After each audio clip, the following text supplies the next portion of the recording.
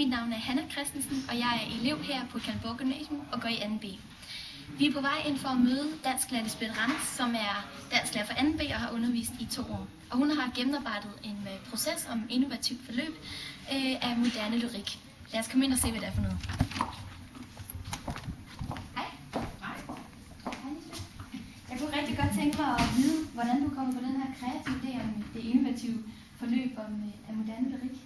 Dansk det er et stort og obligatorisk fag i gymnasieskolen, men det har det med at blive sådan lidt stille og lidt kedeligt måske også, fordi vi arbejder jo mest med papir og med bogstaver, og samtidig hvis det går vildt for sig med billeder også.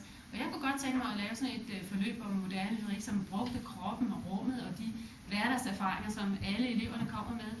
Så derfor så har jeg lavet det her forløb, som netop skulle vise, at dansk det handler om kærligheden, om smerte Og undskyld, jeg afbryder her, men vi bliver ligesom nødt til at visualisere den her kreative måde, som Lisbeth nu forklarer på. Og jeg har hørt, at herovre, den her gruppe, der er det noget med, at vi vil analysere et digt ved at dele det op i diskurser. Hvordan er det lige, det fungerer?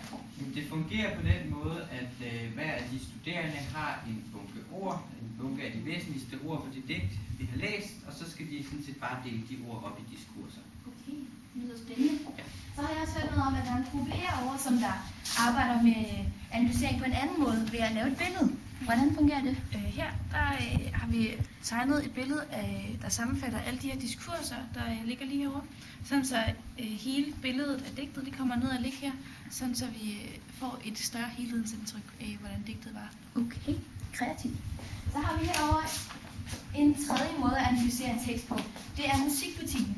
Kan du høre, hvordan det fungerer? Ja, her i musikbutikken, der finder eleverne deres egen tekst, og derefter tager de den med hjem og gennemarbejder den, og det giver en utrolig stor lyst til faget dansk, lige fordi man får lov til at bestemme selv, hvordan man vil gennemarbejde og bruge tid på.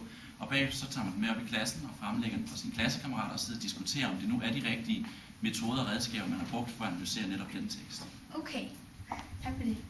Nikolaj, hvad synes du så om det her forløb, vi har haft? Jeg synes, at det har været rigtig spændende, og jeg kan faktisk stort set huske det hele, selvom det var over et halvt år siden, vi har lavet.